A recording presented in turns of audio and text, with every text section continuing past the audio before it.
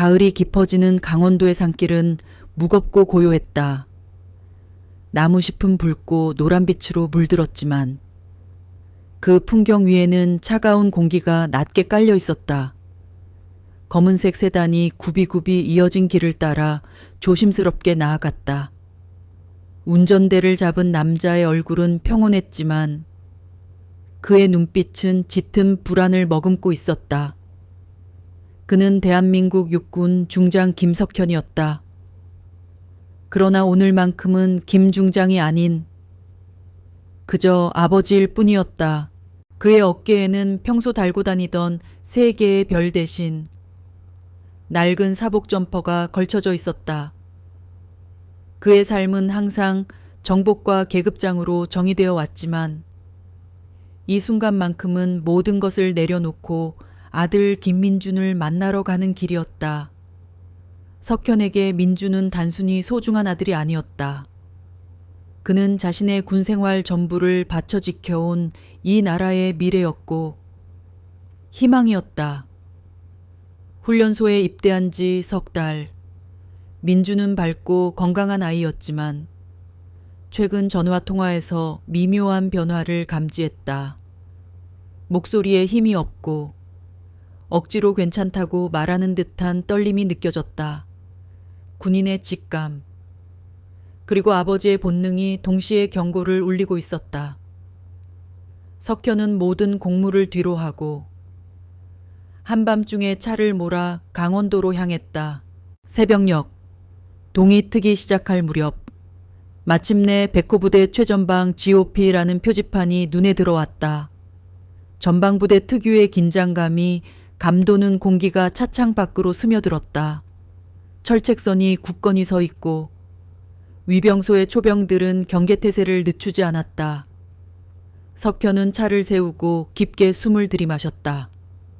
수십 년간 겪어온 익숙한 공기였지만 오늘은 그 공기가 유독 차갑게 느껴졌다. 위병소로 다가가 면회 신청을 했다. 김민준 입영 면회 왔습니다. 그의 목소리는 나지막했지만 그 속에는 오랜 기다림과 애정이 담겨 있었다. 당직 부관으로 보이는 젊은 장교가 그를 맞았다. 그의 눈빛은 낯선 민간인 방문에 대한 경계심으로 가득 차 있었다. 장교는 컴퓨터 화면을 빠르게 살피더니 곧바로 표정이 굳어졌다. 죄송합니다. 박 씨. 김민준 이병은 현재 면회가 불가능합니다. 석현의 심장이 철렁 내려앉았다. 네, 왜 그렇습니까? 며칠 전에도 통화를 했는데 현재 수막염 증세로 격리 중이라. 외부인 접촉이 엄격히 금지되어 있습니다. 양해 부탁드립니다. 수막염. 그 단어가 석현의 뇌리를 강타했다. 며칠 전까지 멀쩡했던 아들이 갑자기 수막염이라니. 단순한 병치레라기엔 뭔가 이상했다. 그는 당황스러움을 억누르고 다시 물었다. 아픈 아이와 통화라도 잠깐 할 수 있습니까? 부모로서 걱정이 돼서 말입니다. 그것 또한 불가능합니다. 규정상 격리된 병사와의 모든 소통은 차단됩니다. 장교의 대답은 한치의 흔들림도 없었다. 마치 미리 정해진 대본을 읽는 듯했다. 석현의 눈이 날카롭게 변했다. 30년간 군에서 온갖 부조리와 비리를 경험해온 그의 직감이 경고를 울렸다. 이건 단순한 격리 조치가 아니었다. 뭔가 숨기고 있다는 확신이 들었다. 그는 애써 감정을 억누르며 알겠습니다. 그럼 언제쯤 면회가 가능할까요? 라고 물었다.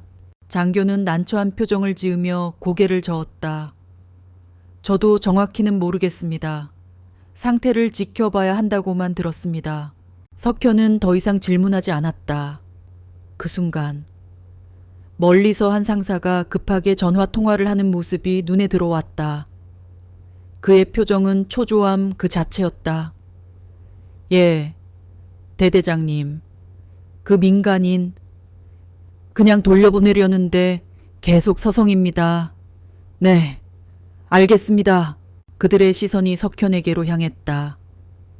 그들은 서로 의미심장한 눈짓을 주고받으며 그를 빨리 내보내려는 듯한 태도를 보였다. 석현은 더 이상 소란을 피우고 싶지 않았다. 이 상황에서 계급을 밝히는 것은 오히려 역효과를 낼 수 있었다. 사복을 입은 그에게 중장이라는 계급은 그저 거추장스러운 이름일 뿐이었다. 그는 아들 얼굴 한번 보지 못하고 발걸음을 돌릴 수밖에 없었다. 차가운 가을바람이 그의 얼굴을 스쳤다. 새벽부터 몇 시간을 달려왔는데 아들 얼굴은커녕 목소리조차 들을 수 없다니 마음이 텅 빈 것처럼 허탈하고 무거웠다. 게다가 이성적으로는 설명할 수 없는 불길한 예감이 뇌리에서 떠나지 않았다. 버스 시간까지는 아직 꽤 남아 있었다.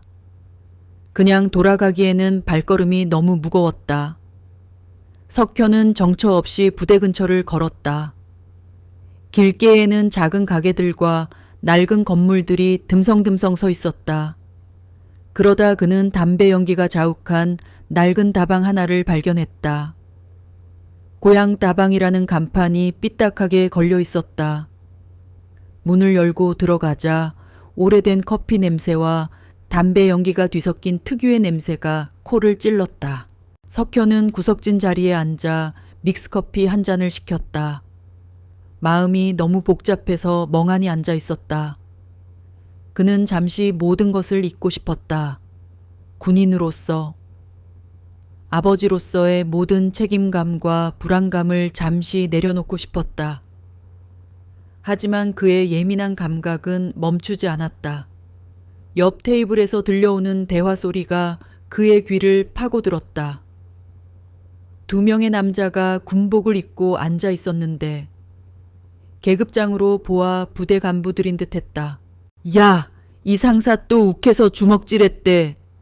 왜 그렇게 성질을 못 참는지 교육 차원이라고 하긴 하는데 정도가 너무 심해. 그 자식은 꼭 얼굴은 피해서 때리라니까 기어이 아무데나 때려놓는단 말이야. 얼굴은 피해서 때리라고. 그들의 대화는 너무나 자연스러워서 마치 일상적인 일인 것처럼 들렸다. 석현의 심장이 불안하게 뛰기 시작했다. 그의 눈이 날카로운 매로 변했다. 이들은 체계적으로 폭행을 자행하고 있었다. 그런데 다음에 들려온 말이 그의 심장을 멈추게 했다. 아버지 쓰리스타니까 더 조심하라고 했는데 아우, 왜 하필 그놈이냐고. 쓰리스타 아버지. 그 단어가 그의 뇌리를 스치고 지나갔다. 혹시 내 아들을 말하는 걸까? 그의 손에 든 커피잔이 미세하게 떨리기 시작했다. 김인중계, 아직도 멍이 안 빠졌어. 멍기. 석현의 심장이 쿵 하고 바닥으로 떨어지는 소리가 들렸다. 김민준. 그 이름은 그의 아들 이름이었다. 그 순간 모든 퍼즐 조각이 맞춰지는 것 같았다. 아들의 면회를 거부한 이유, 당직 부관의 부자연스러운 태도, 간부들의 수상한 눈빛, 이 모든 것이 한 줄로 연결되었다. 내 아들이 맞았다. 그래서 면회를 거부하고 수막염이라는 거짓말을 꾸며낸 것이었다.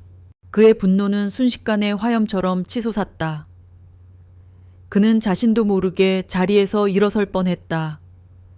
하지만 이내 온몸에 힘을 빼고 다시 자리에 앉았다. 그는 들키지 않게 더 많은 정보를 들어야 했다.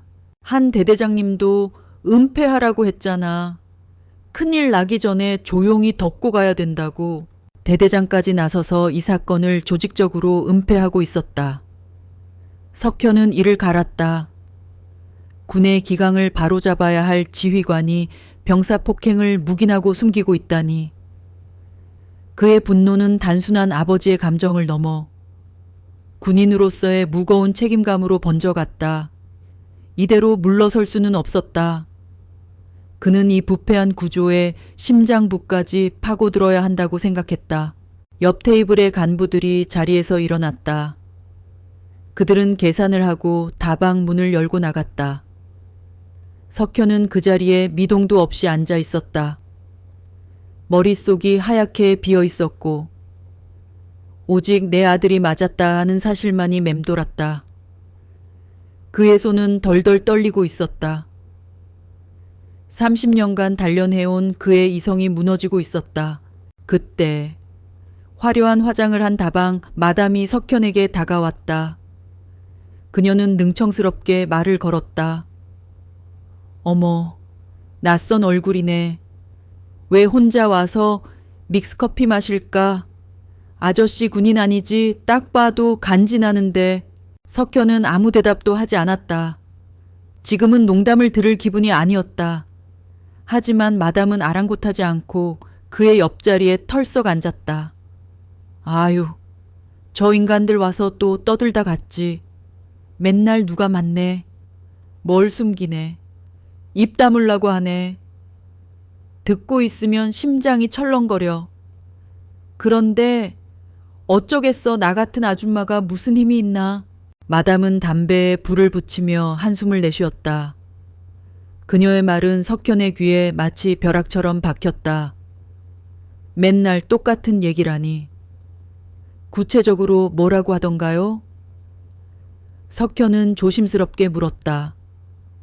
그의 목소리는 차분했지만 그 속에는 폭풍이 몰아치고 있었다. 마담은 대수롭지 않게 대답했다. 애들 맞았다는 얘기, 누가 입 다물어야 한다는 얘기, 귀가 간지러울 정도라니까. 내가 괜히 입만 열면 가게 날아가겠구나 싶어 가만히 있고 있었지. 그러더니 그녀는 목소리를 낮춰 말했다. 내가 입만 열면 부대 발칵 뒤집힐 거야. 근데 뭐 어쩌겠어. 나도 먹고 살아야 하는데. 그 순간 석현의 마음속 모든 퍼즐이 맞춰졌다. 아들이 맞았다는 것, 그것을 부대 전체가 조직적으로 은폐하고 있다는 것, 그리고 이런 일이 이 부대에서 한두 번 있었던 일이 아니라는 것까지. 커피잔을 내려놓는 그의 손은 더 이상 떨리지 않았다. 분노는 이미 극에 달해 있었다. 그의 분노는 이제 개인적인 감정을 넘어 군 전체의 정의를 바로잡아야 한다는 사명감으로 변하고 있었다. 석현은 조용히 일어나 계산을 하고 다방을 나섰다. 그의 얼굴은 차갑게 굳어 있었다. 그는 더 이상 아버지로서 고민하지 않았다.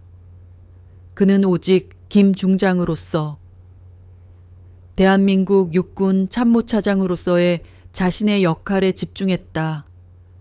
그의 걸음걸이는 더 이상 허탈하지 않았다. 그의 마음속에는 오직 하나의 다짐만이 확고하게 자리 잡았다.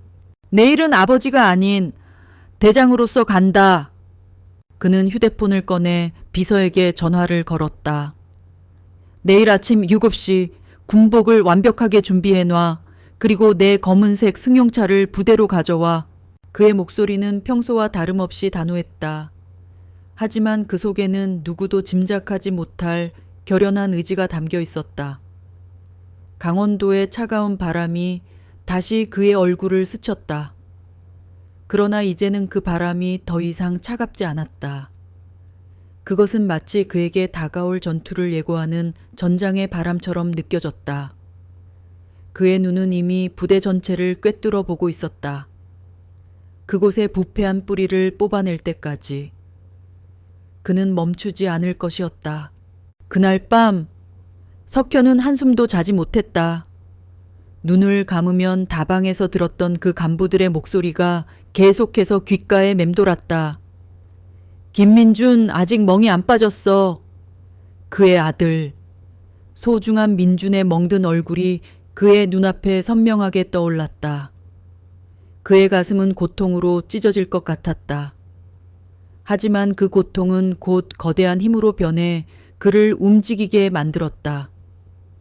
이제 그는 모든 것을 걸고 싸울 준비가 되었다. 동이 트기 전 새벽 5시 석현은 잠자리에서 일어나 옷장을 열었다.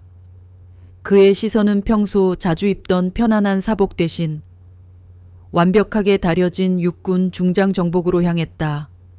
하얀 셔츠를 입고 빳빳한 군복 상의를 여몄다. 어깨에 3개의 별이 달린 계급장을 꽉 눌러 달았다. 어젯밤에 미리 닦아놓은 구두는 거울처럼 반짝거렸다. 군모를 썼다. 거울 속에는 더 이상 평범한 아버지가 아닌 위험 있는 대한민국 육군 참모차장이 서 있었다. 그는 거울을 보며 낮게 중얼거렸다. 오늘은 아버지가 아니라 대장이 간다. 낡은 다방에 미닫이 문을 밀고 들어서는 순간 석현은 시간의 흐름이 멈춘 듯한 느낌을 받았다. 담배 연기가 희뿌옇게 공간을 가득 채우고 있었고 오래된 커피 냄새와 눅눅한 먼지 냄새가 뒤섞여 코끝을 찔렀다. 구식 라디오에서는 트로트 가요가 흘러나왔고 벽에는 빛바랜 연예인 포스터가 붙어 있었다. 요즘은 찾아보기 힘든 그야말로 시간이 멈춘 듯한 풍경이었다. 석현은 일부러 구석진 자리를 골라 앉았다. 그의 마음은 복잡했고 혼란스러웠다. 아들 민준의 멍든 얼굴이 자꾸만 눈앞에 어른거렸다. 그는 테이블 위에 놓인 낡은 메뉴판을 물끄러미 바라보았다. 믹스 커피라는 글자를 보자마자 그는 마치 목마른 사람처럼 무작정 그것을 주문했다. 따뜻한 커피 한 잔이 그의 차가워진 몸과 마음을 조금이나마 녹여주기를 바랐다. 하지만 커피를 기다리는 짧은 시간조차 그에게는 영원처럼 느껴졌다. 어제, 아니 몇 시간 전까지만 해도 그는 아들 민준의 얼굴을 볼 생각에 가슴 설레는 평범한 아버지였다. 그러나 지금 그의 마음은 먹구름이 잔뜩 낀 하늘처럼 어둡고 무거웠다. 믹스커피가 담긴 하얀 잔이 그의 앞에 놓였다. 그는 설탕과 프림이 녹아든 달콤한 향기를 맡았지만 아무런 맛도 느껴지지 않았다. 그의 머릿속은 온통 수막염이라는 거짓말과 당직 부관의 불안한 눈빛, 그리고 멀리서 들려오던 수상한 전화, 통화 내용으로 가득 차 있었다. 그는 이 모든 것이 우연의 일치이기를, 자신의 불안한 직감이 틀렸기를 간절히 바랐다. 하지만 30년간 군에서 갈고 닦은 그의 예리한 감각은 이 모든 것이 하나의 거대한 그림을 그리고 있다는 것을 냉정하게 알려주고 있었다. 그 순간 그의 옆 테이블에 앉아있던 두 남자의 대화가 그의 귓가에 스며들기 시작했다. 그들은 군복을 입고 있었고 소속 부대 마크를 보니 자신이 방금 다녀온 그 부대의 간부들임이 분명했다. 그들의 목소리는 나지막했지만 석현의 훈련된 청각은 모든 단어를 놓치지 않았다. 야! 이지훈 상사! 또 욱해서 주먹질했대. 그놈의 성질머리는 진짜! 교육 차원이라고 핑계는 대는데 정도가 너무 심해.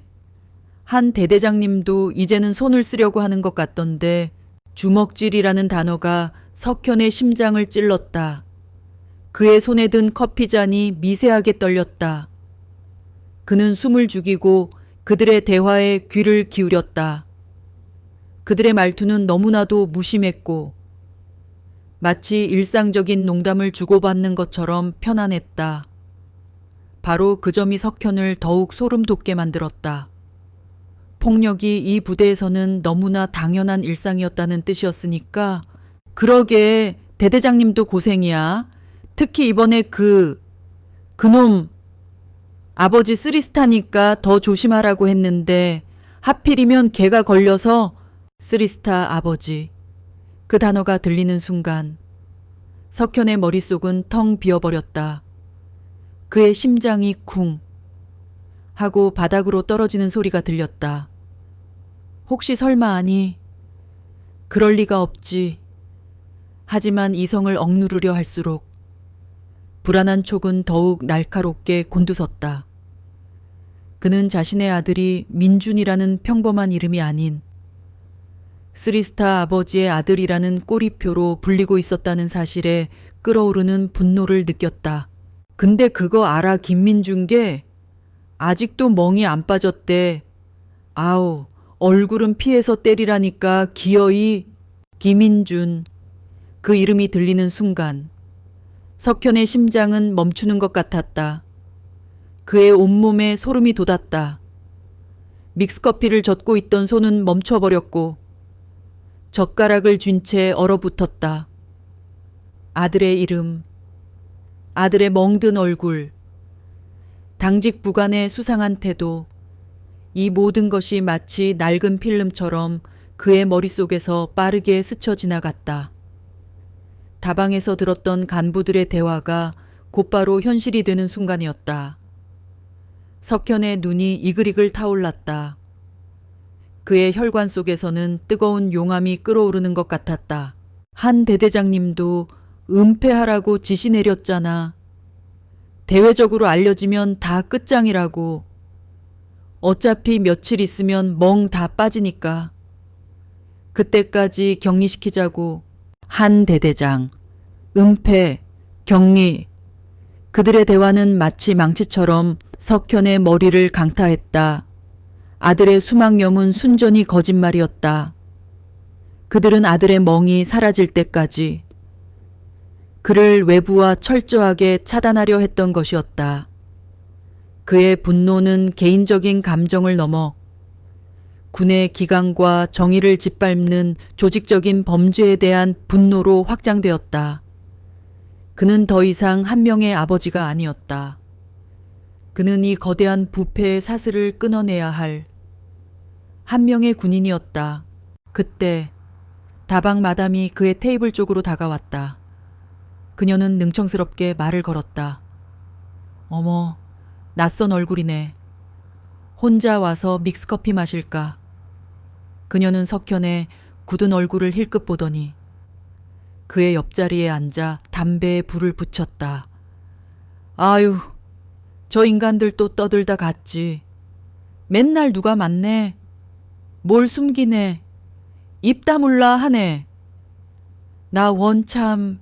마담의 목소리는 작았지만 그 속에는 오랜 시간 목격해온 부조리에 대한 지독한 체념이 담겨 있었다.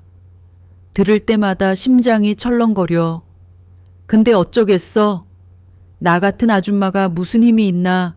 괜히 입만 열면 가게 날아가겠구나 싶어 가만히 있고 있었지. 그녀의 말은 석현의 마음속에 또 하나의 불씨를 지폈다. 그녀는 무력했다. 하지만 석현은 달랐다.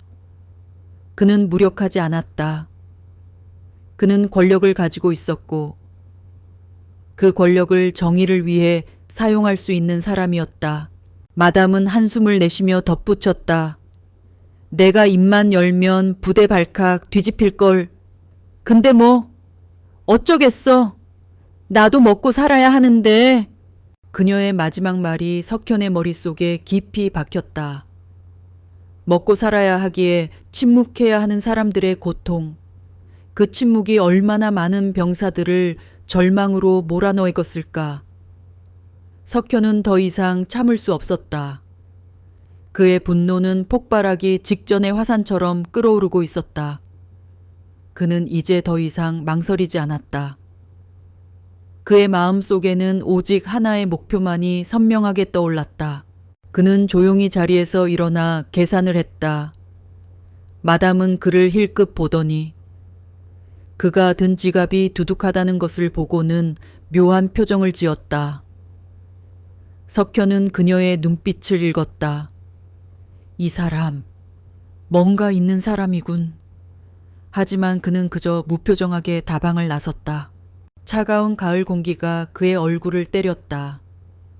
하지만 그는 더 이상 추위를 느끼지 않았다. 그의 마음 속에는 뜨거운 불꽃이 타오르고 있었기 때문이었다. 그는 아들 민준이 겪었을 고통을 떠올렸다. 그리고 그 고통을 방치하고 은폐하려 했던 부대 간부들의 무책임한 태도를 떠올렸다. 그의 발걸음은 더 이상 방황하지 않았다. 그는 이미 목적지를 정했다. 그날 밤 석현은 잠을 이루지 못했다. 아들이 맞았다는 사실, 그리고 그 사실을 은폐하려는 조직적인 움직임, 이 모든 것이 그의 머릿속을 쉴 새 없이 맴돌았다. 그는 밤새도록 분노를 사귀며 내일의 계획을 세웠다. 단순한 복수가 아니었다.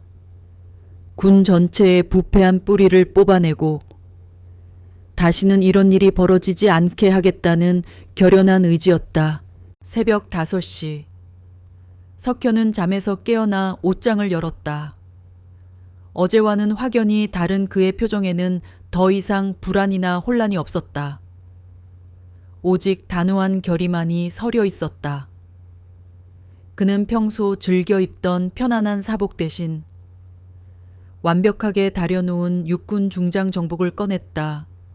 하얀 셔츠를 입고 빳빳한 군복 상의를 여몄다. 어깨에 3개의 빛나는 별이 달린 계급장을 꽉 눌러 달았다. 어젯밤 미리 닦아놓은 구두는 거울처럼 반짝였다. 군모를 썼다. 거울 속에는 더 이상 평범한 아버지가 아닌 위험 있는 대한민국 육군 참모차장이 서 있었다. 그는 거울을 보며 낮게 중얼거렸다. 오늘은 아버지가 아니라 대장이 간다. 그의 눈빛은 불타오르는 용광로처럼 뜨거웠다. 그는 더 이상 물러서지 않을 것이었다. 그의 발걸음은 군의 정의를 향한 거대한 전투의 시작을 알리고 있었다. 검은색 세단이 굳건한 백호부대 정문 앞에 멈춰 섰다. 차에서 내린 김석현의 모습은 어제와 완전히 달랐다. 며칠 전 아들의 얼굴을 보러 온 평범한 아버지의 모습은 온데간데 없고 완벽하게 다려진 육군 중장 정복을 입은 위풍당당한 장군의 모습만이 서 있었다. 그의 어깨 위에 빛나는 3개의 별은 단순한 계급장이 아니었다. 그것은 대한민국 육군에 대한 그의 헌신과 그리고 오늘 이 순간을 위해 수십 년간 쌓아온 그의 권위 그 자체였다. 정문 위병소 초병들의 눈빛이 흔들렸다. 그들은 어제 사복 차림으로 묵묵히 돌아섰던 남자가 대한민국 육군 참모차장이라는 사실에 충격을 받은 듯했다. 차렷 장군님께 경례 위병소장이 떨리는 목소리로 외쳤다.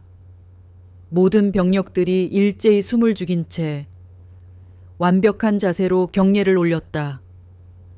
부대 전체가 얼어붙은 듯한 정적에 휩싸였다. 석현은 위병소장의 얼굴을 굳은 표정으로 바라보았다. 김민준 이병을 데려와라. 그의 목소리는 나지막했지만 그 속에는 절대 거역할 수 없는 단호함이 담겨 있었다. 어제 그를 맞았던 당직 부관은 얼굴이 하얗게 질린 채 말을 더듬었다. 그게 장군님, 이병은 격리 중이라. 석현은 자신의 손목시계를 보며 말했다. 시간 준다. 3분. 정확히 3분 안에 데려와라. 3분. 왜 3분이었을까? 그 시간은 간부들이 서로 짜고 상황을 은폐하거나 민준의 입단속을 시킬 틈을 주지 않기 위함이었다. 또한 그것은 아들이 겪었을 고통을 조금이라도 빨리 확인하고 싶은 아버지의 간절함이 담긴 시간이기도 했다. 그의 말이 끝나자마자 부대에는 비상 상황이 발생했다는 것을 알리는 듯한 소음이 울리기 시작했다. 간부들은 우왕좌왕하며 이리저리 뛰어다녔다.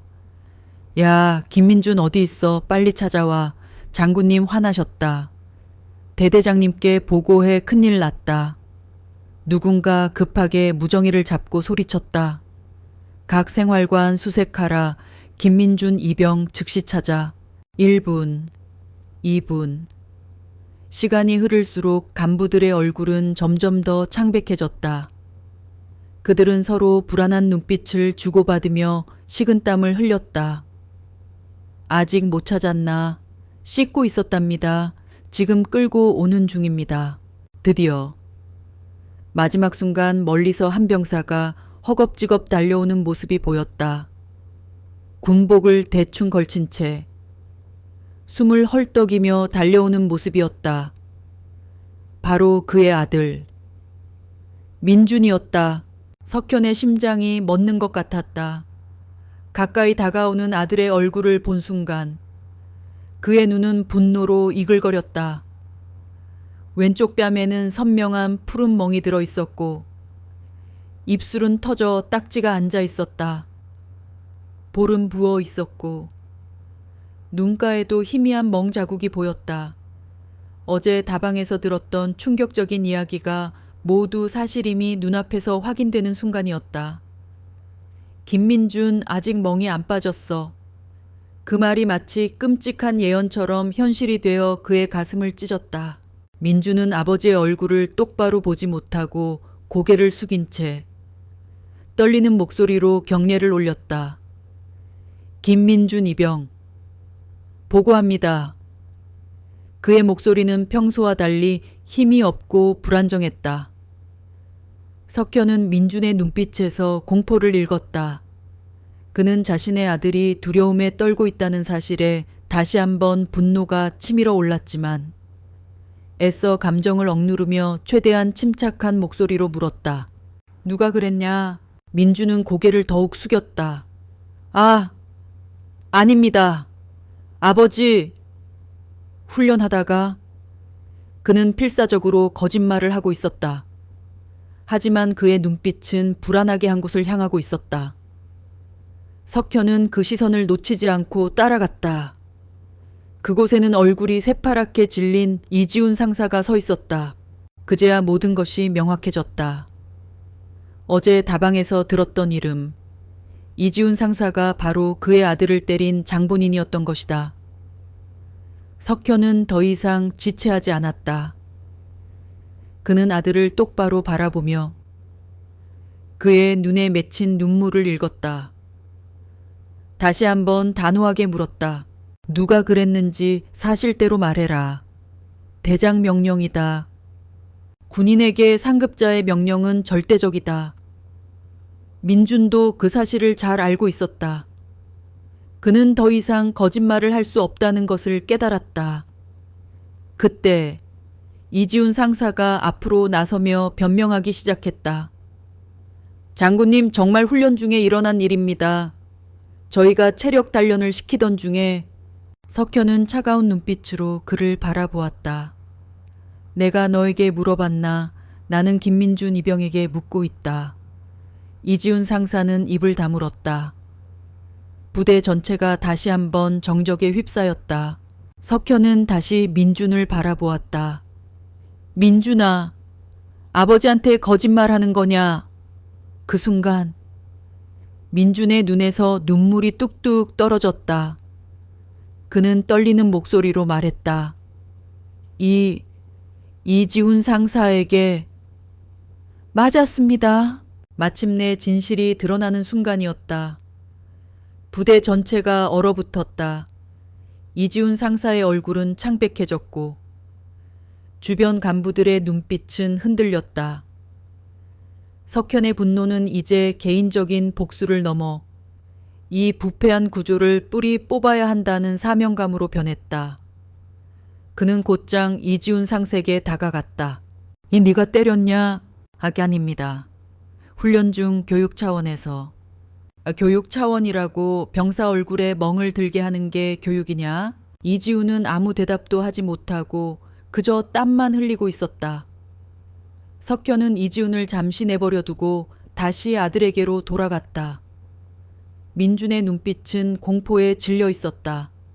하지만 이제는 그 공포를 이겨내고 진실을 말한 용기에 대한 자부심이 보였다. 석현은 아들을 안심시켰다. 수고했다. 이제 괜찮다. 아버지가 다 해결할 것이다.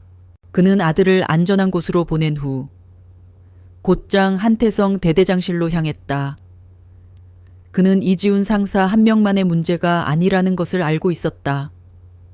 이 모든 것이 조직적으로 은폐되고 있었다는 것을 확인해야만 했다. 대대장실 문을 열고 들어가자 한 대대장을 비롯한 여러 간부들이 모여 있었다.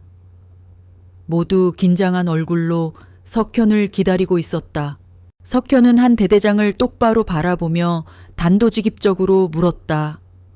면회 거부한 이유를 보고하라.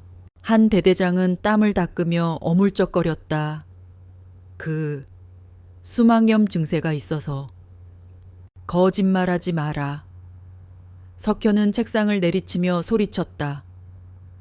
쾅 하는 소리가 방 안에 울려 퍼졌다. 간부들은 모두 몸을 움츠렸다.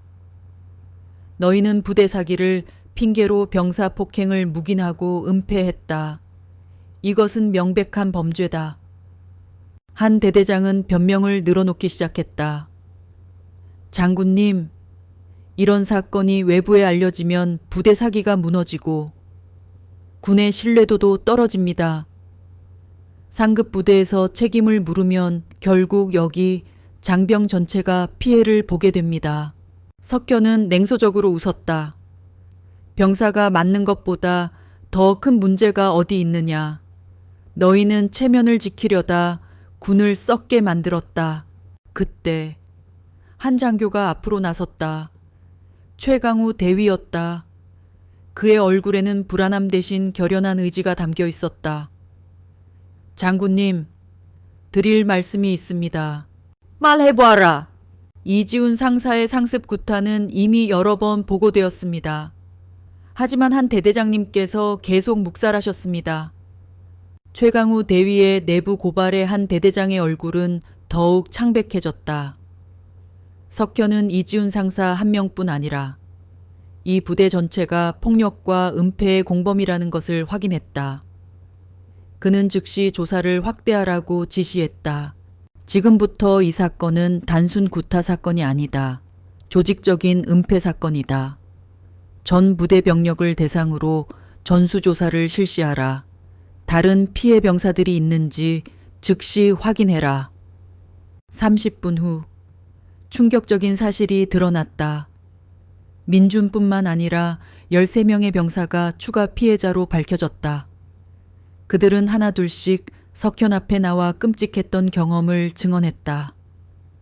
어떤 병사는 전화 통화 목소리가 작다는 이유로 옆구리를 맞았고, 어떤 병사는 설거지를 늦게 했다는 이유로 머리를 세면대에 박아야 했다. 한 병사는 이 두 개가 부러진 채 말을 더듬었고, 또 다른 병사는 등에 선명한 구타 자국이 찍혀 있었다. 그리고 가장 석현의 마음을 아프게 한 것은 버스비가 아까워 면회조차 오지 못했던 어머니가 있었던 병사였다. 그 병사는 어머니가 면회 왔을 때 얼굴에 든 멍 때문에 만나지 못하고 돌려보내야 했다고 고백하며 눈물을 흘렸다. 석현은 그들의 이야기를 들으며 더 이상 분노를 억누를 수 없었다. 그의 눈에도 뜨거운 눈물이 솟아올랐다. 이 아이들은 누군가의 소중한 아들이었다. 나라를 지키기 위해 군에 왔는데 이런 끔찍한 일을 당하고 있었다니. 그는 이 모든 것을 끝내야 한다고 결심했다. 김석현은 더 이상 참을 수 없었다. 13명의 병사들이 쏟아낸 끔찍한 증언들은 단순한 폭력 사건이 아닌 군대라는 거대한 조직 내에 깊숙이 뿌리내린 부패와 무관심의 결과였다. 그는 이 사건을 개인적인 복수극으로 끝내지 않겠다고 결심했다. 이것은 대한민국 군대 전체의 문제였고 국민들이 알아야 할 진실이었다. 그의 손은 이미 주머니 속 휴대폰을 향하고 있었다. 대대장실의 공기는 무겁게 가라앉아 있었다. 한태성 대대장을 비롯한 모든 간부들은 석현의 다음 행동을 예측하지 못한 채 숨죽이고 있었다.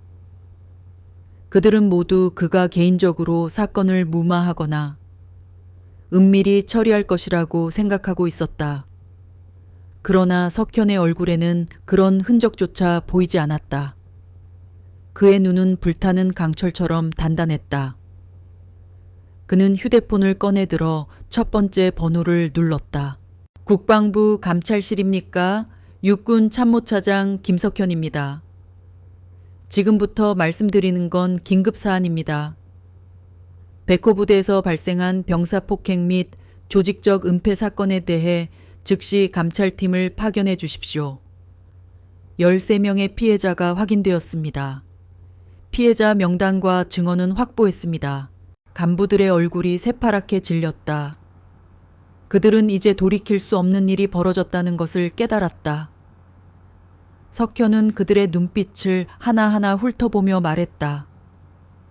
오늘부터 이 사건은 개인이 아니라 군 전체의 문제다. 그는 두 번째 전화를 걸었다. 이번에는 군 검찰청이었다. 군 검찰청장님, 김석현입니다. 백호 부대에서 상습 구타와 조직적 은폐 사건이 발생했습니다. 즉시 수사팀을 파견하여 가해자와 관련자들을 엄정하게 수사해 주십시오. 저는 모든 것을 공개하고 법과 원칙에 따라 처리할 것입니다.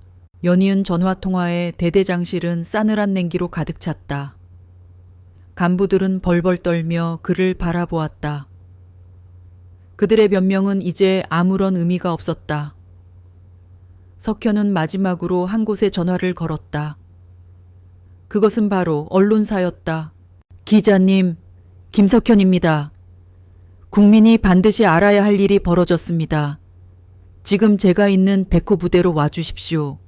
모든 것을 있는 그대로 공개하겠습니다. 전화를 끊은 석현은 간부들을 향해 단호하게 선언했다. 숨기지 않는다. 오늘 군이 정의로 바로 서야 한다.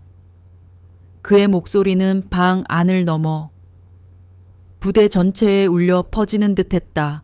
불과 몇 시간 후 부대 앞은 기자들로 북적였다. 국방부 감찰팀 차량 3대, 군 검찰 수사팀 차량 2대, 그리고 수많은 언론사 취재진들이 몰려들었다. 감찰팀장이 석현에게 다가와 조심스럽게 물었다. 장군님, 이 정도 규모면 언론에 대서특필될 텐데 정말 공개하시겠습니까? 석현은 망설이지 않고 답했다. 공개해야 합니다. 진실을 숨기면 또 다른 곳에서 똑같은 일이 벌어질 뿐입니다. 군의 위신은 잘못을 덮는 것이 아니라 바로잡는 것에서 시작됩니다. 수사가 시작되었다. 이지훈 상사를 비롯한 가해자 4명이 즉시 현장에서 구속되었다. 수갑을 찬 채 끌려나가는 그들의 모습은 비참함 그 자체였다. 이 사건을 조직적으로 은폐하려 했던 한태성 대대장은 그 자리에서 해임되었다. 그는 마지막까지 변명하며 자신의 억울함을 호소했지만 석현은 한심하다는 듯이 그를 외면했다. 내 경력 하나 지키자고 우리 아들들과 병사들을 희생시킨 거냐. 너 같은 자들이 있기에 이 군이 썩어가는 거다. 그런데 진짜 가슴 아픈 장면은 따로 있었다. 사건 소식을 듣고 피해 병사들의 부모들이 부대에 도착한 것이었다. 13명의 부모들이 하나둘씩 모여들었는데 그 중에서도 가장 석현의 마음을 찢어지게 한 것은 이성민 일병의 어머니였다. 낡은 옷을 입고 손이 거칠어진 그 어머니는 아들을 보자마자 주저앉아 오열했다. 성민아, 엄마가 왜 이제야 왔니? 그녀의 울음은 너무나 처절했다. 하루하루 먹고 살기도 힘들었어. 너무 멀었어. 아들 군대에 보내고 한 번도 면회 와보지 못했어. 버스비도 아까워서. 그녀의 목소리는 떨렸고 눈물은 멈추지 않았다. 석현은 그 모습을 보며 참을 수 없는 슬픔을 느꼈다. 이 아이는 이 부당함을 혼자 감당해야 했을 것이다. 그 어머니는 아들에게 무릎을 꿇으며 말했다. 미안하다. 아들아, 엄마가 가난해서 미안해. 너 혼자 이런 고생을 시켰구나. 성민 일병도 어머니를 붙잡고 함께 울었다. 괜찮아요. 엄마 잘못 아니에요. 그 광경을 보는 모든 사람들이 눈물을 흘렸다. 석현은 더 이상 지켜볼 수 없었다. 그는 그 어머니에게 다가가 손을 꼭 잡고 말했다. 어머니 잘못이 아닙니다. 이 모든 것은 저희 군의 잘못입니다. 이제는 제가 대신 싸웁니다. 다른 부모들도 마찬가지였다. 어떤 아버지는 주먹을 불끈 쥐며 분노를 표출했고 어떤 어머니는 아들을 끌어안고 펑펑 울었다. 그들의 눈물은 석현의 마음속에 또렷이 새겨졌다. 그는 이 사건이 단순히 그의 아들만의 문제가 아님을 다시 한번 깨달았다. 이것은 대한민국 모든 부모들의 아픔이었고 모든 자녀들의 안전 문제였다. 수사가 진행되는 동안 가해자들은 무릎을 꿇고 사죄했다. 석현은 그들을 향해 말했다. 너희가 한 건 군기가 아니다. 범죄다. 너희는 군인의 명예를 더럽혔다. 사건이 터진 지 일주일 후 국방부 대회의실에서 전국에 생중계되는 기자회견이 열렸다. 카메라 플래시가 쏟아지는 가운데 석현은 단상에 올랐다. 그는 평생 수많은 공식 석상에 섰지만 이날만큼은 가슴이 떨렸다. 마이크 앞에 서서 그는 첫 마디를 꺼냈다. 국민 여러분, 저는 육군 참모차장 김석현입니다. 회의실은 조용해졌다. 전국의 모든 사람들이 그의 말에 귀 기울이고 있다는 것을 느꼈다. 그는 떨리는 목소리로 일주일 전 자신이 겪었던 일을 덤덤하게 풀어놓았다. 그리고 그곳에서 발견한 충격적인 진실에 대해 이야기했다. 제 아들만이 아니라 13명의 소중한 아들들이 상습적인 폭행에 시달리고 있었다는 사실이었습니다. 기자들이 그의 말을 받아 적기 시작했고 카메라 플래시는 더욱 빠르게 터졌다. 더 충격적인 것은 이런 일이 조직적으로 은폐되고 있었다는 점입니다. 부대 전체가 나서서 진실을 숨기고 있었습니다. 그는 마지막으로 가장 중요한 말을 했다. 군대는 명령으로 움직이지만 정의로 유지됩니다. 이 사건은 제 아들만의 문제가 아닙니다. 모든 군인의 아들들, 모든 국민의 자녀들의 문제입니다. 그는 군대 내 폭력을 뿌리 뽑기 위한 대대적인 개혁을 선언했다. 전국 모든 부대에 특별 감찰팀을 파견하고 변경문화개혁위원회를 즉시 발족시켰다. 그리고 신고하면 즉시 조치하는 한라인을 개설하겠다고 약속했다. 한 기자가 질문했다. 장군님, 이런 발표가 군의 위신에 타격을 주지 않을까 우려되는데요. 석현은 단호하게 답했다. 군 위신은 진실을 숨김으로써가 아니라 정의를 실현함으로써 세워지는 것입니다. 잘못을 덮는 것이 아니라 바로잡는 것이 진정한 군의 모습입니다. 또 다른 기자가 물었다. 참모차장님, 개인적으로는 어떤 심정이십니까? 그 질문에 석현의 목소리가 떨렸다. 저는 30년간 이 군복을 입고 살아왔습니다. 그런 제가 제 아들을 지켜주지 못했다는 사실이 부끄럽고 죄송합니다. 하지만 이제는 다릅니다. 모든 부모가 안심하고 자녀를 군에 맡길 수 있는 그날까지 저는 끝까지 싸우겠습니다. 그의 마지막 말이 전국에 울려 퍼졌다. 대한민국 군대가 정의로 바로 서는 그날까지 저 김석현이 책임지겠습니다. 기자회견이 끝난 후 김석현 중장은 곧바로 부대 근처에 마련된 임시본부로 돌아왔다. 그의 얼굴은 피곤함으로 가득 차 있었지만 눈빛만은 꺼지지 않는 불꽃처럼 뜨거웠다.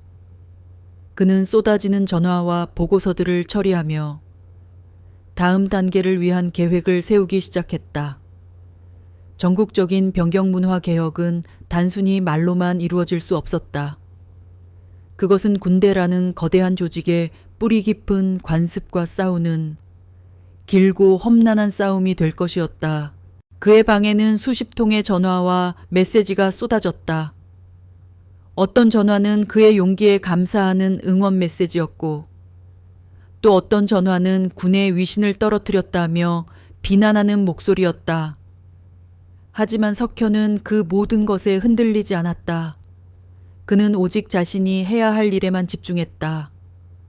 그는 자신에게 주어진 권력을 오직 정의를 위해 사용하겠다는 확고한 신념을 가지고 있었다. 며칠 후 사건의 핵심 가해자인 이지훈 상사의 재판이 시작되었다. 석현은 직접 법정에 출석해 증언하기로 했다. 군 검찰은 이 사건의 심각성을 고려해 공개 재판으로 진행하기로 결정했다. 법정은 기자들과 방청객들로 가득 찼고 모두의 눈은 단상에 선 석현에게로 향했다. 이지훈 상사는 상습적으로 병사들을 폭행했습니다. 그의 폭행은 단순한 교육 차원이 아닌 명백한 범죄 행위였습니다. 저는 오늘 이 자리에 군의 수장 중 한 명이 아닌 한 아이의 아버지로서 그리고 군인의 명예를 지키는 한 사람으로서 섰습니다. 군대는 폭력과 부조리를 용납하지 않습니다. 가해자에게는 응당한 처벌이 내려져야 합니다. 석현의 증언은 법정에 깊은 울림을 주었다. 이지훈 상사는 고개를 떨군 채 자신의 죄를 인정할 수밖에 없었다. 법정은 그에게 중형을 선고했다. 그는 군 교도소에 수감되었고 이 사건은 군대 내 폭력에 대한 엄중한 경고가 되었다. 한편 석현은 변경문화개혁위원회를 발족시키고 직접 위원장을 맡았다.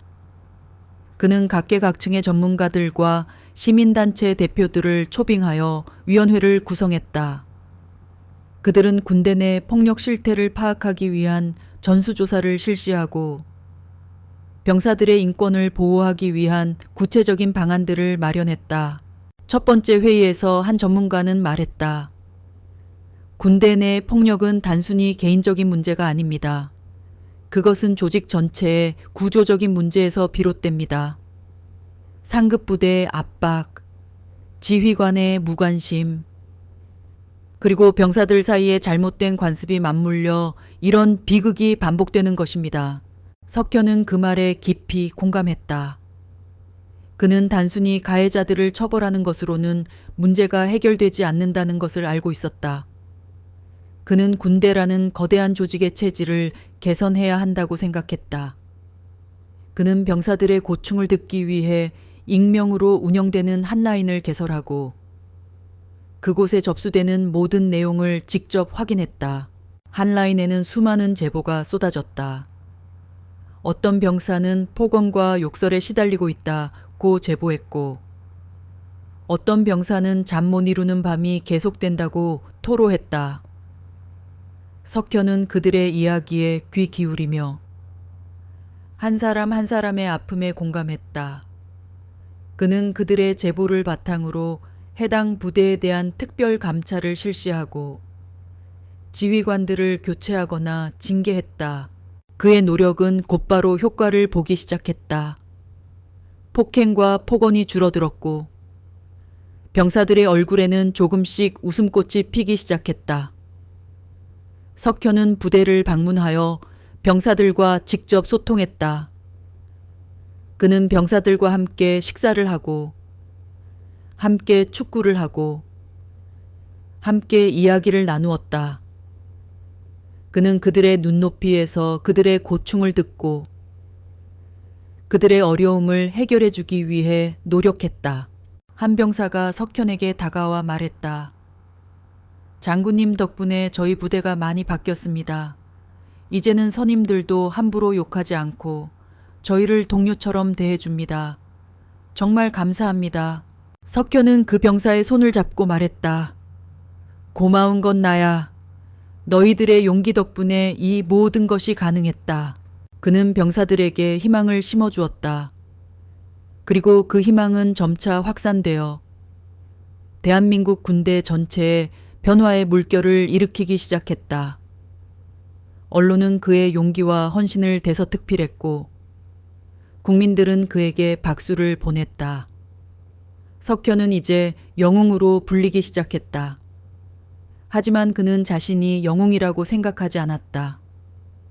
그는 그저 자신의 아들, 그리고 모든 아들들을 지키기 위해 당연히 해야 할 일을 했을 뿐이었다. 그의 용기 있는 행동은 단순히 군대 내 폭력을 근절하는 데 그치지 않았다. 그것은 우리 사회의 모든 부당함과 불의에 맞서는 용기가 필요함을 다시 한번 일깨워 주었다. 그의 이야기는 이제 한 개인의 이야기가 아니라 우리 모두의 이야기가 되었다. 변경문화개혁위원회 활동은 속도를 더해갔다. 김석현 중장은 매일 아침 일찍 출근해 한라인에 접수된 보고서를 직접 읽었다. 사소한 불만부터 심각한 폭행 사건까지 모든 제보를 꼼꼼히 살폈다. 그의 책상에는 밤늦게까지 불이 꺼지지 않았고 그의 눈은 핏발이 서 있었다. 비서실장과 보좌관들은 그의 건강을 걱정했지만 석현은 멈출 수 없었다. 그는 이 모든 것이 자신의 아들이 겪었던 고통과 연결되어 있다고 믿었다. 그의 노력은 곧 전국적인 반향을 불러일으켰다. 각 부대 지휘관들은 석현 중장의 강력한 의지를 알고 있었기에 자체적으로 병경 내 부조리를 척결하기 시작했다. 한때 폐쇄적이고 위계적인 문화가 지배했던 군대 내에서 소통과 존중의 문화가 조금씩 싹트기 시작한 것이다. 어느 날 오후 석현은 한 통의 전화를 받았다.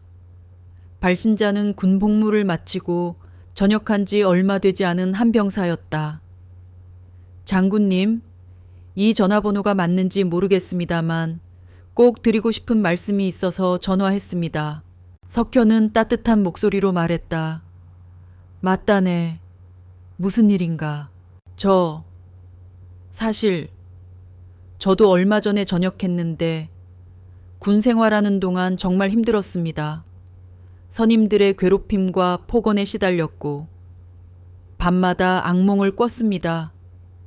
하지만 제 위에 있는 선임들은 아무도 도와주려 하지 않았고 간부들도 모른 척했습니다. 그러다가 장군님의 기사를 봤습니다. 그리고 희망을 가졌습니다. 병사의 목소리는 떨렸지만 그 속에는 진심이 담겨 있었다.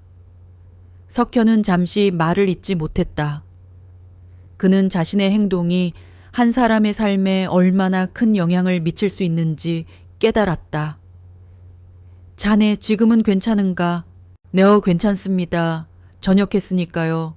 하지만 제 후배들은 아직 그곳에 있습니다.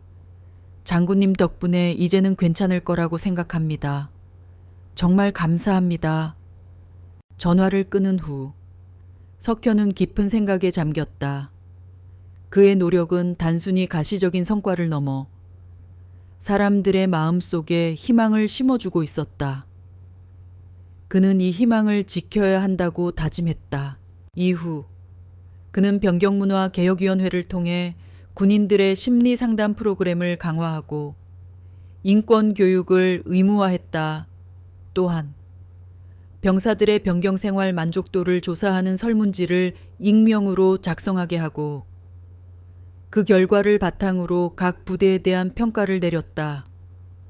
부정적인 평가를 받은 부대는 특별 감찰을 받도록 했다. 하지만 모든 것이 순조롭게 진행된 것은 아니었다. 일부 보수적인 군 장성들과 간부들은 석현의 개혁에 반발했다. 그들은 궁의는 문란해지고 상명하복의 원칙이 흔들린다며 그의 개혁을 비판했다. 한 간부가 석현에게 직접 찾아와 말했다. 장군님, 군대의 생명은 상명하복입니다. 병사들의 인권만 강조하다 보면 군 기강이 무너질 수 있습니다. 이대로는 안 됩니다. 석현은 단호하게 말했다. 상명하복은 정의로운 명령에 복종하는 것이다. 폭력과 부조리를 묵인하는 것은 상명하복이 아니라 굴종이다. 병사들의 인권은 군의 기강을 무너뜨리는 것이 아니라 오히려 군을 더 강하게 만든다. 병사들이 자부심을 가지고 군 생활을 할 수 있을 때 진정한 강군이 되는 것이다. 그의 신념은 흔들리지 않았다. 그는 반대자들의 비난에도 굴하지 않고 자신의 길을 묵묵히 걸어갔다. 언론과 국민들은 그의 편이었다. 그들은 그의 용기와 헌신에 박수를 보냈다. 어느덧 1년이 흘렀다. 변경문화 개혁은 서서히 결실을 맺기 시작했다.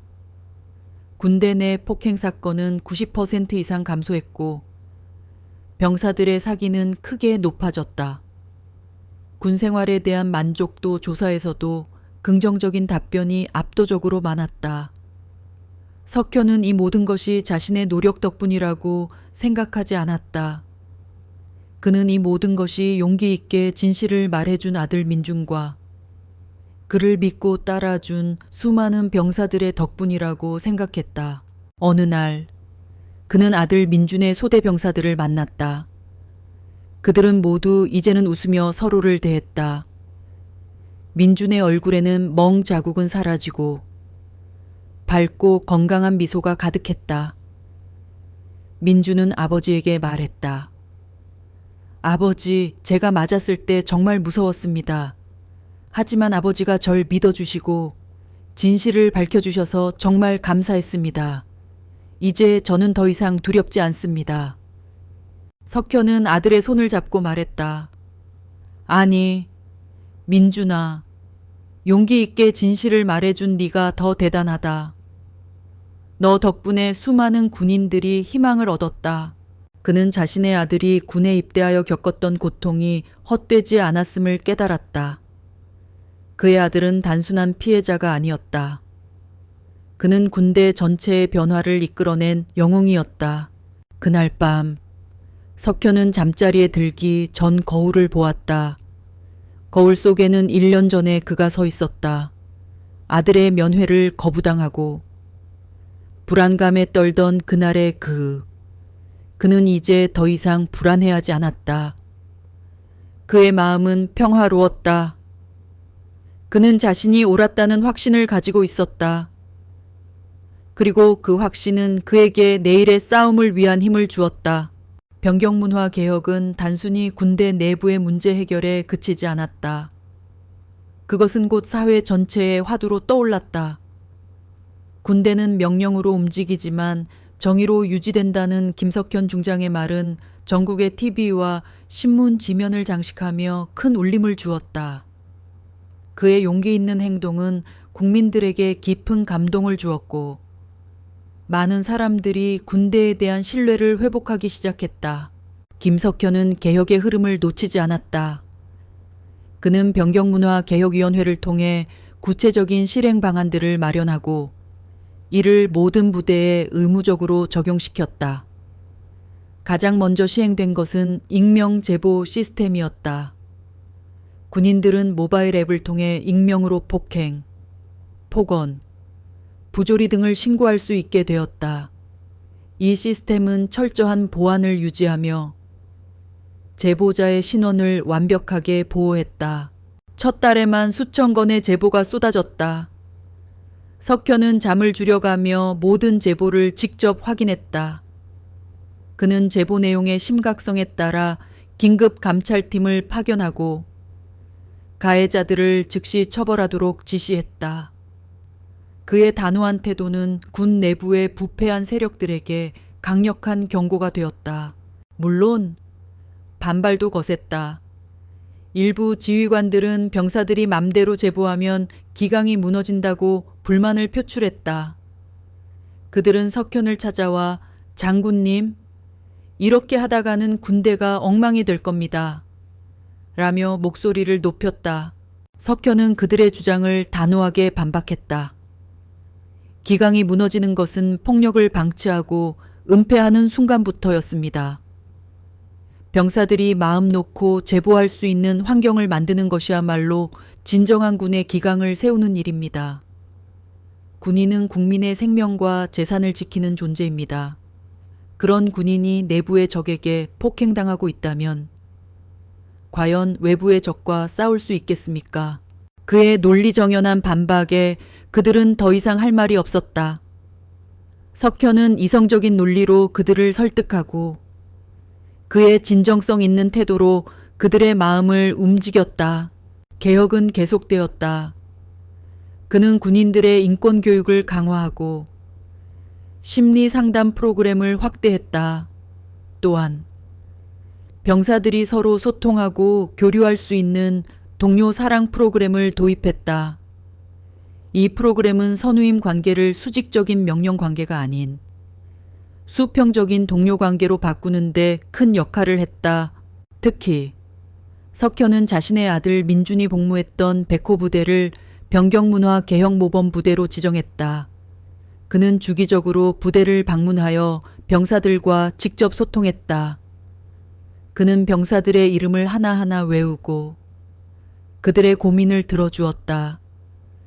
그는 병사들에게 나를 장군님이라고 생각하지 말고 그냥 형이나 아버지라고 생각하고 편하게 말해달라고 말했다.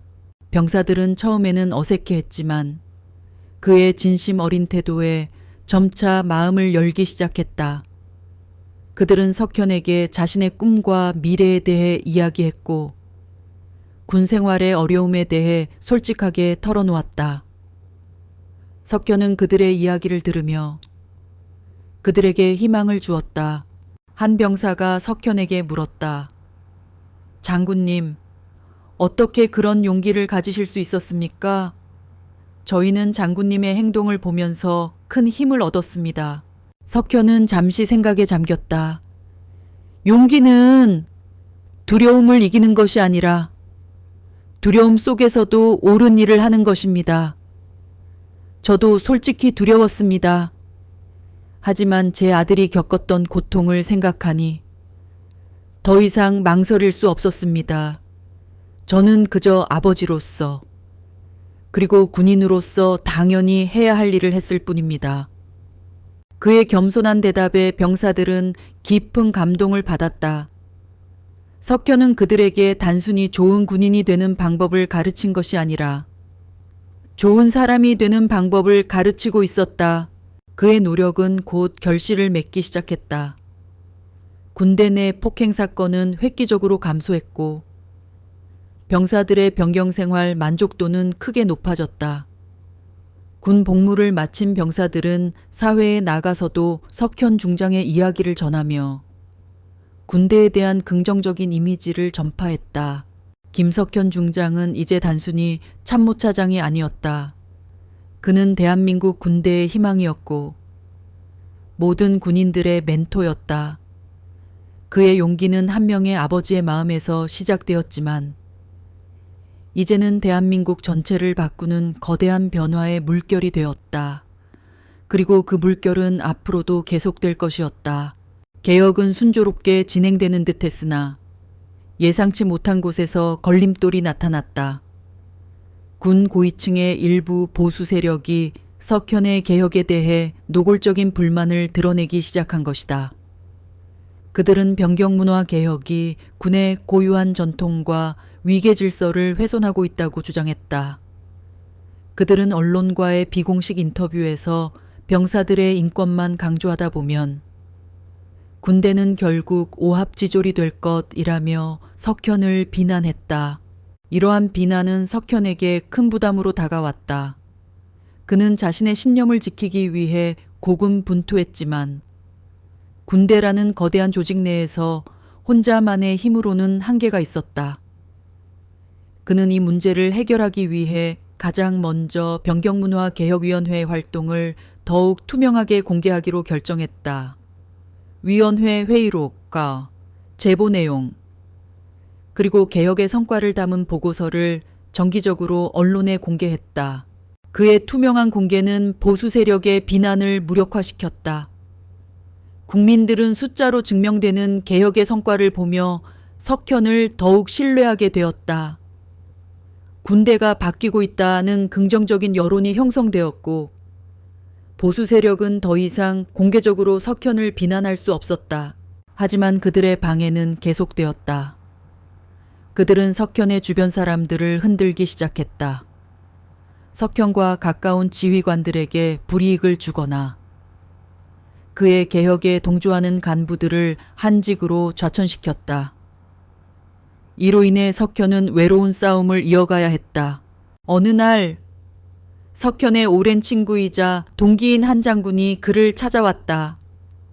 석현아, 이쯤에서 그만하면 안 되겠냐. 너 혼자서 감당하기에는 너무 큰 싸움이야. 네 주변 사람들이 다치고 있잖아. 친구의 진심 어린 걱정에 석현의 마음도 흔들렸다. 하지만 그는 고개를 저었다. 내가 여기서 멈추면 그들의 노력은 물거품이 될 거야. 그리고 또 다른 민준이가 나타날 거야. 나는 여기서 멈출 수 없어. 내 신념을 걸고 시작한 일이야. 그의 단호한 대답에 친구는 더 이상 아무 말도 하지 못했다. 석현은 혼자서라도 이 길을 끝까지 가겠다고 다짐했다. 그는 자신의 모든 것을 걸고 이 싸움에 임했다. 그는 변경문화 개혁의 성과를 더욱 확산시키기 위해 군인 인권보호관 제도를 도입했다. 각 부대마다 병사들의 인권을 보호하고 고충을 처리하는 전문 인력을 배치하는 제도였다. 이들은 군대 내에 어떤 압력에도 굴하지 않고 독립적으로 활동할 수 있도록 했다. 또한 석현은 군인의 날을 군인 인권의 날로 바꾸고 병사들의 인권을 존중하는 모범 부대를 포상했다. 그의 노력은 국방부 장관에게까지 깊은 인상을 남겼다. 장관은 석현을 불러 그의 개혁을 전폭적으로 지지하겠다고 밝혔다. 김 중장, 자네의 용기와 헌신에 깊이 감사하네. 자네 덕분에 우리 군이 새롭게 태어나고 있어. 내가 자네를 전폭적으로 지원하겠네. 장관의 지지는 석현에게 큰 힘이 되었다. 그는 이제 혼자가 아니었다. 그는 장관의 지원을 등에 업고 개혁의 속도를 더욱 높였다. 그는 군대 내의 낡은 관습과 제도를 하나씩 뜯어 고쳤다. 불필요한 행정 절차를 간소화하고 병사들의 휴식 시간을 보장했다. 또한 병사들의 의견을 수렴하여 병경 내 시설을 개선하고 식단도 개선했다. 그의 개혁은 모든 군인들에게 긍정적인 영향을 미쳤다. 병사들은 군대에 대한 불만이 줄어들었고 자부심을 가지고 군 생활을 하게 되었다. 그들의 변화는 곧 가족들에게까지 전해졌다. 병사들의 부모들은 군에 대한 불안감을 떨쳐버리고 아들의 군 생활을 응원하기 시작했다. 석현의 노력은 대한민국 군대 역사의 한 획을 그었다. 그는 단순히 병사 폭행 문제를 해결한 것이 아니었다. 그는 군대라는 거대한 조직의 체질을 개선하고 군인들의 인권을 존중하는 새로운 문화를 만들었다. 그의 이야기는 이제 전설처럼 회자되었다. 시간은 쉼없이 흘러갔다. 김석현 중장의 용기 있는 행동으로 시작된 변화는 이제 대한민국 군대 전체에 뿌리내리고 있었다. 병사들은 더 이상 불안과 공포에 떨지 않았다. 그들의 얼굴에는 웃음꽃이 피었고 그들의 눈빛은 희망으로 가득 차 있었다. 석현은 이 모든 변화가 자신의 노력 때문이 아니라 용기 있게 진실을 말해준 아들 민준과 그를 믿고 따라준 수많은 병사들의 덕분이라고 생각했다. 어느덧 1년이라는 시간이 흘렀다. 석현의 아들 민준은 군 생활을 무사히 마치고 육군사관학교에 입학하여 새로운 군인의 길을 걷고 있었다. 그의 얼굴에 남아있던 멍 자국은 이제 온데간데 없었고 그의 눈빛은 당당하고 빛나고 있었다. 그는 아버지의 뒤를 이어 약한 사람을 지키고 정의로운 군인이 되겠다고 다짐했다. 1년 후 민준의 육군사관학교 임관식 날, 화창한 봄날, 교정에는 자랑스러운 아들을 보기 위해 수많은 부모들이 모여 있었다. 석현은 아들의 임관식에 참석하기 위해 평소와 달리 사복을 입고 있었다. 그는 이제 더 이상 김 중장이 아닌 한 명의 자랑스러운 아버지였다. 민주는 늠름한 모습으로 단상에 올라섰다. 그의 얼굴에는 어제와는 다른 새로운 결의가 서려 있었다. 그는 아버지의 모습을 발견하고 환한 미소를 지었다. 석현은 아들을 향해 미소를 지으며 고개를 끄덕였다. 그는 아들이 자랑스러웠고 그가 선택한 길을 응원했다. 임관식이 끝난 후 석현은 직접 아들의 어깨에 소위 계급장을 달아주었다. 빛나는 계급장을 단 민주는 아버지의 눈을 바라보며 말했다. 아버지, 감사합니다.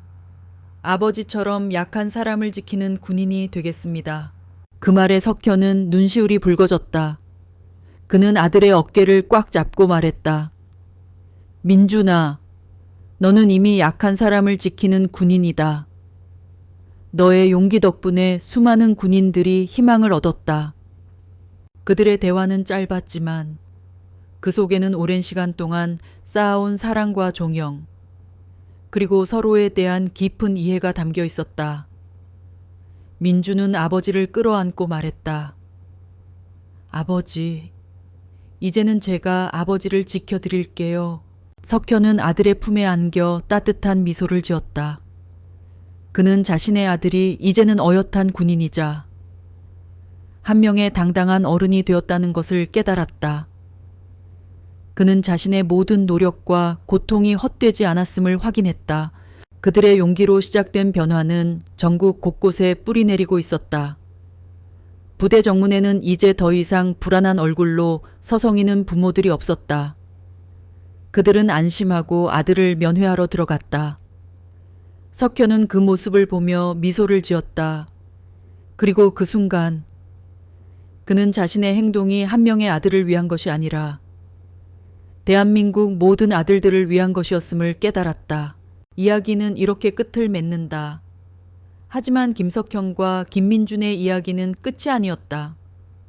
그것은 우리 사회의 모든 부당함과 불의에 맞서는 용기가 필요함을 다시 한번 강조하며 영원히 이어질 변화의 시작을 알리는 이야기였다. 시간은 참으로 빠르게 흘렀다. 김석현 중장의 용기 있는 행동으로 시작된 작은 파동은 어느덧 대한민국 군대 전체를 뒤흔드는 거대한 변화의 물결이 되었다. 이제는 더 이상 폭행과 부조리가 병경을 지배하지 않았다. 그 자리를 채운 것은 동료애와 존중, 그리고 희망이었다. 병사들은 불안한 눈빛 대신 당당한 미소를 띠고 있었고 그들의 발걸음은 힘찼다. 1년 후 석현의 아들 민주는 육군사관학교를 졸업하고 당당한 소위로 임관하게 되었다. 그의 얼굴에 남아있던 멍자국은 온데간데 없었고 그의 눈빛은 굳은 결의와 함께 빛나고 있었다. 그는 아버지의 뒤를 이어 약한 사람을 지키는 진정한 군인이 되기로 결심했다. 그에게 군대는 더 이상 두려움의 장소가 아니었다. 그것은 정의와 희생을 배우는 신성한 장소였다. 화창한 3월의 오후, 육군사관학교 교정은 졸업과 임관을 축하하는 사람들로 북적였다. 푸른 제복을 입은 생도들의 얼굴에는 설렘과 긴장감이 교차했다. 석현은 정복 대신 말끔한 사복을 입고 아들의 임관식을 지켜보았다. 그의 옆에는 민준의 어머니가 눈물을 글썽이며 서 있었다. 그들은 자랑스러웠다. 아들이 겪었던 고통이 헛되지 않았음을 확인하는 순간이었다. 민준의 이름이 호명되자 그는 늠름한 모습으로 단상에 올랐다. 그는 1년 전에 겁에 질린 병사가 아니었다. 그는 이제 자신의 어깨에 별을 달고 이 나라를 지킬 준비가 된 당당한 군인이었다. 그의 눈은 객석에 앉은 아버지를 향했다. 석현은 아들을 향해 미소 지으며 고개를 끄덕였다. 그들의 눈빛은 말없이 서로의 마음을 전했다. 임관식이 끝난 후 석현은 직접 아들의 어깨에 소위 계급장을 달아주었다. 빛나는 금빛 계급장은 그들의 용기와 헌신을 상징하는 듯했다. 민주는 아버지의 눈을 똑바로 바라보며 말했다. 아버지, 감사합니다. 아버지처럼 약한 사람을 지키고 정의를 위해 싸우는 군인이 되겠습니다. 그 말에 석현의 눈에도 뜨거운 눈물이 맺혔다. 그는 아들의 어깨를 꽉 잡고 말했다. 민준아, 너는 이미 약한 사람을 지키는 군인이다. 너의 용기 덕분에 수많은 군인들이 희망을 얻었고 우리 군대가 새롭게 태어났다. 너는 나의 자랑이자 대한민국의 희망이다. 그들의 대화는 짧았지만 그 속에는 오랜 시간 동안 쌓아온 사랑과 종영, 그리고 서로에 대한 깊은 이해가 담겨 있었다. 민주는 아버지를 끌어안았다. 그의 품은 따뜻했고 그의 눈물은 진실했다. 아버지, 이제는 제가 아버지를 지켜드릴게요. 석현은 아들의 품에 안겨 따뜻한 미소를 지었다. 그는 자신의 아들이 이제는 어엿한 군인이자 한 명의 당당한 어른이 되었다는 것을 깨달았다. 그는 자신의 모든 노력과 고통이 헛되지 않았음을 확인했다. 그들의 용기로 시작된 변화는 전국 곳곳에 뿌리내리고 있었다. 부대 정문에는 이제 더 이상 불안한 얼굴로 서성이는 부모들이 없었다. 그들은 안심하고 아들을 면회하러 들어갔다. 석현은 그 모습을 보며 미소를 지었다. 그리고 그 순간 그는 자신의 행동이 한 명의 아들을 위한 것이 아니라 대한민국 모든 아들들을 위한 것이었음을 깨달았다. 어느 날 오후 석현은 부대 정문 앞에서 또 다른 아버지를 보았다. 그는 손에 따뜻한 믹스커피를 들고 있었다. 그의 얼굴에는 불안함 대신 안도감이 서려 있었다. 그는 석현에게 꾸벅 고개를 숙이며 말했다. 장군님 덕분에 이제는 안심하고 아들을 군대에 보낼 수 있게 되었습니다. 정말 감사합니다.